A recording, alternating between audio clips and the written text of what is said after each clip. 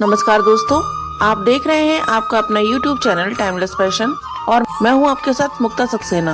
दोस्तों, आज मैं बताने वाली हूं आपको मोक्षदा एकादशी के महत्व के बारे में।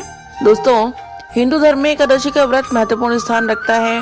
प्रत्येक वर्ष 24 एकादशियां होती हैं, लेकिन जब अधिक मास या मल मास आता है तब इनकी संख्या बढ़कर 26 हो जाती है।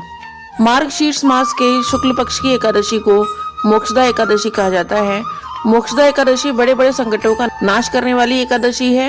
इस दिन उपवास रखकर श्री हरि के नाम का संकीर्तन करना चाहिए और भगवान विष्णु की पूजा तुलसी एवं धूप दीप से करनी चाहिए। इस साल मोक्षदा एकादशी 25 दिसंबर को मनाई जाएगी। साथ ही मोक्षदा एकादशी साल की अंतिम एकादशी होगी। दोस्तों, एकादशी 24 दिसंबर की रात 11:17 से शुरू होकर अगले दिन 25 दिसंबर को देर रात 1:54 तक रहेगी। सूर्योदय के प्रभावी होने के कारण एकादशी 25 दिसंबर को प्रभावी रहेगी। दोस्तों, मोक्षदा एकादशी की व्रत कथा इस प्रकार है। चंपा नगरी में एक प्रतापी राजा व्याखानस रहा करते थे। उन्हें संपूर्ण वेदों का ज्ञान था। वह बहुत प्रतापी एवं धार्मिक राजा थे। इसी कारण प्रजा भी खुशहाल थी। कई प्रकांड पंडित उनके राज्य में निवास करते थे। एक दिन राजा ने एक सपना देखा जिसमें उनके पिता नरक की यातनाएं झेलते दिखाई दिए। ऐसा सपना देखकर राजा बेचैन हो उठे। सुबह होते ही उन्होंने यह बात अपनी पत्नी को बताई।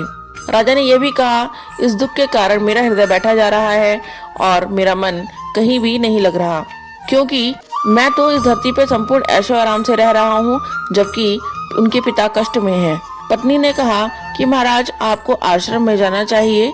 तब राजा आश्रम गए। वहाँ कई सिद्ध गुरु थे। सभी अपनी तपस्या में लीन थे।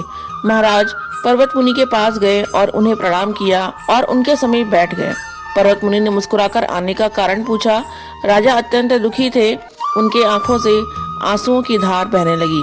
तब पर्वत मुनि ने अपनी दिव्य दृष्टि से संपूर्ण सत्य देखा और राजा के सर पर हाथ रखकर कहा कि तुम एक पुण्य आत्मा हो जो अपने पिता के दुख से इतने दुखी हो।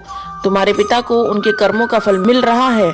उन्होंने तुम्हारी माता को तुम्हारी सौतेली माता के कारण बहुत दुख दिए। इस कारण वे इस पाप के भागी बने और नरक भोग रहे हैं।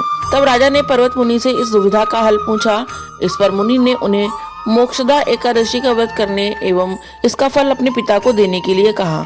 राजा ने विधि पूर्वक अपने कुटुंब के साथ व्रत का पालन किया और इस व्रत का फल अपने पिता के नाम से छोड़ दिया, जिसके कारण उनके पिता के कष्ट दूर हुए और उन्होंने अपने पुत्र को आशीर्वाद दिया। इस प्रकार इस व्रत के पालन करने से पितरों के कष्टों का निवारण होता है। इस प्रकार ये कथा समाप्त होती है। दोस्तों, मुझे आशा है कि आपको मोक्षदा एकादशी की कथा पसंद आई होगी। यदि आपको हमारा ये वीडियो पसंद आया हो तो इसे लाइक एवं सब्सक्राइब अवश्य करें। धन्यवाद।